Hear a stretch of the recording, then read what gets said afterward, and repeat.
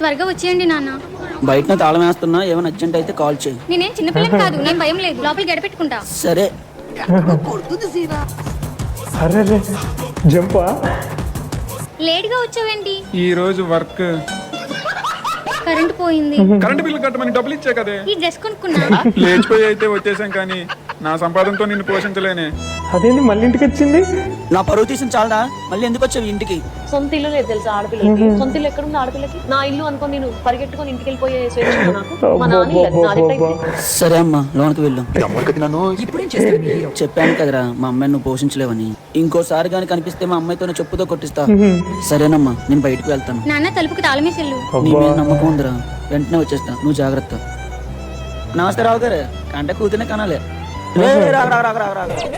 అసలు ఎందుకు వచ్చా, ఎందుకు వెళ్ళిపోతున్నావు? లేచిపోయినప్పుడు సర్టిఫికేట్స్ బంగారం తీసుకెళ్ళడం మర్చిపోయా. అందుకే మళ్ళీ ఇంటికి పంపించా. అసలు పాపం.